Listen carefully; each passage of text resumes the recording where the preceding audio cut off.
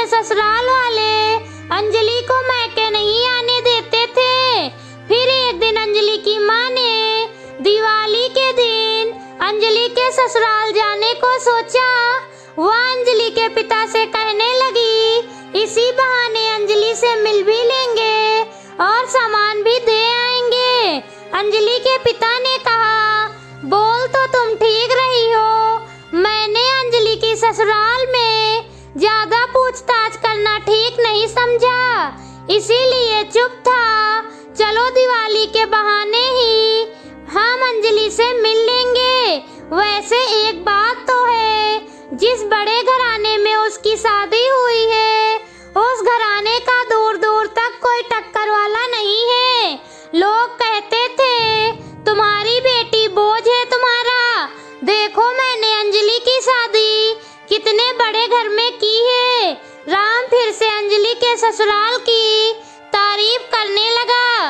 राधा बोली, हाँ बहुत अच्छा घर मिला है, जो अंजलि को एक बार भी घर नहीं आने देते। जब भी कहो भेजने को तो कुछ ना कुछ कहकर अंजलि की सास मना कर देती है। फोन पर भी बात नहीं करने देती है। अंजलि से मुझे तो बड़ी फिक्र होती है अंजलि की। जब तक एक बार जी भर के उसे देख ना लूं, तब तक मुझे आपकी इन बातों पर यकीन नहीं होने वाला। राम कहता है तुम फालतू में परेशान हो रही हो। अंजलि वहाँ बहुत खुश है। तैयारी करो अंजलि के ससुराल जाने की। फिर राधा जल्दी से उठकर अंजलि के लिए सामान पैक करती है और अपने हाथों से लड्डू, शक्करपारे, मठरी, नारियल की बर्फी, सारी चीजें अंजलि की पसंद का बनाकर पैक कर लेती है। फिर दोनों अंजलि के ससुराल पहुँचे। अरे आप लोग यूं अचानक बिना बताए आ गए, अंजलि की सास ने कहा। राधा हिचकिचाते हुए बोली, दिवाली पे अंजलि के लिए कुछ सामान लाए थे तो सोचा दे आए जाकर। बेटी के घर में रुकना हमारे रिवाजों में कहाँ। और ये लीजिए आपके लिए कुछ उपहार, अंजलि की सास ने कहा। अरे ये क्या आप लोग उठा लाए, ये तो हमारे खानदान के बराबरी का नहीं है। और ये हाथ के बने लड्डू कौन खाता है, हमारे घर के नौकर भी नहीं खाते।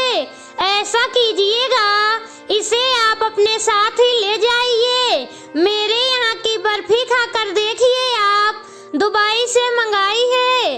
अंजलि की सास की बात सुनकर राम और राधा जी को अच्छा नहीं लगा, लेकिन वो लोग चुप थे क्योंकि वह बात को बढ़ाना नहीं चाहते थे। राधा कुछ समय बाद कहती है, अंजलि कहाँ है, वह कहीं दिख नहीं रही। अंजलि की सास कहती है, अभी कुछ समय पहले घूम के आई है तो अपने कमरे में सो रही है। अंजलि से मिलने उसके कमरे में जाती है राधा, तो देखती है कि अंजलि नीचे बैठी हुई थी। अरे बेटा कैसी है, अपनी माँ को अचानक आया हुआ देखकर अंजलि उनके गले लगते हुए बोली, माँ तुम यहाँ? हाँ बहुत दिनों से मिले नहीं थे, सोचा दिवाली के बहाने तुमसे मिल लेते हैं। अच्छा किया आपने माँ, हमें भी आपकी बहुत याद आ रही थी।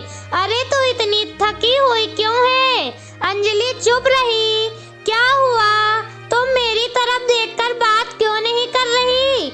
उसने उसका चेहरा अपनी तरफ घुमाया तो कई चोट के निशान देखकर हैरान रह गई। ये सब कैसे हुआ? अंजलि बोली, कुछ नहीं माँ, बाथरूम में गिर गई थी। देख अंजलि सच सच बता, जब से मैं आई हूँ तुझे देखकर ऐसा लग रहा है कि तू मुझसे झूठ बोल रही है। अंजलि ने रोते हुए सब कुछ बता दिया और राधा अपनी बेटी को लेकर नीचे आई। अंजलि की सास से बोली, आप तो बड़े ऊंचे घराने के लोग हैं, लेकिन हरकतें इतनी नीचे होंगी मुझे पता नहीं था। अब समझ में आया, आप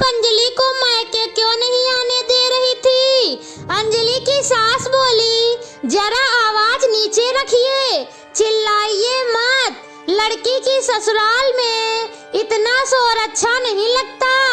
आपका बेटा एक नंबर का अय्याश किस्म का इंसान है। घर में तो कभी रहता नहीं, जब घर आता भी है तो किसी और लड़की के साथ, और मेरी बेटी पर हाथ उठाता है। क्या यही सब शोभा देता है आपके ऊंचे खानदान को? गुस्से में अंजलि की सास बोली, देखिए राधा जी, छोटी छोटी बातें अंजलि और उसके पति के बीच में ही रहने दो। हम लोग उसमें दखल ना दे वही अच्छा है। और ऐसा क्या कर दिया मेरे बेटे ने? हम लोग खानदानी है तो हमारे शौक भी खानदानी होंगे। या तो आपको पहले सोचना चाहिए था। इतने बड़े घर में क्यों शादी की? बराबरी की लोगों में करते। हमारा नाम पैसा देखकर तो आप ही आए थे मेरे पास, हमारे पैरों में गिर पड़े थे। बड़े घरानों में ऐसे छोटे मोटे एडजस्टमेंट करने ही पड़ते हैं। अभी शादी को समय ही कितना हुआ है। धीरे धीरे अंजलि की आदत हो जाएगी इसकी। अंजलि की सास की यह बात सुनकर राधा गुस्से में बोली, आप अपने बेटे की गलती मानने के बजाय हमें ही समझा रही हो। मैं अभी इसी समय अंजलि को आपके घर से ले जा रही हूँ। अंजलि को यहाँ से ले जाओगी तो समाज में आपकी लड़की की ही बदनामी होगी। हमारा क्या है, मेरे बेटे की दूसरी शादी हो जाएगी। इसीलिए कह रही हूँ अंजलि को यहीं छोड़ दो और आप अपने घर जाओ। राम अपनी बेटी अंजलि का हाथ पकड़ते हुए बोले, आपने बिल्कुल सही कहा, रिश्ता हमेशा बराबरी वालों में ही करना चाहिए। क्योंकि बड़े घराने के लोग तुम्हारी तरह होंगे ये नहीं पता था हमें, जिन्हें अपने से छोटे लोगों की कदर ही ना हो। आज बहुत पछता रहे हैं कि मैंने अपनी बेटी अंजलि की बात नहीं मानी। वह कहती रही नौकरी मिल जाने के बाद ही मेरी शादी करो, लेकिन मैंने बड़े घराने का लड़का देखकर उसकी शादी कर दी। लेकिन आज जब मुझे सब पता चल गया है तो मैं अपनी बेटी को अपने साथ ले जाऊंगा। चलो अंजलि, सबसे पहले पुलिस स्टेशन चलकर रिपोर्ट लिखवाएंगे, जैसे सबको पता तो चले कैसे हैं ये लोग, कितनी नीच हरकत की है इन लोगों ने मेरी बेटी के साथ। अंजलि की सास ने बहुत रोकने की कोशिश की कि बात पुलिस तक न पहुंचे, मगर बात हर जगह फैल गई थी। अंजलि को उसके पति से तलाक मिल गया और अब अंजलि ने फिर से अपनी पढ़ाई शुरू की। कुछ समय बाद ही अंजलि को टीचर की नौकरी मिल गई। फिर अंजलि की शादी उसी के साथ नौकरी कर रहे लड़के से हो जाती है। वह अब अपनी जिंदगी में बहुत खुश थी। अगर अंजलि के माता पिता ने उस समय उसका साथ ना दिया होता तो आज भी वह उसी दलदल में फंसी रहती। दोस्तों, कहानी पसंद आई हो तो वीडियो को लाइक और चैनल को सब्सक्राइब जरूर करें। मिलती हूँ आपसे अगली कहानी के साथ।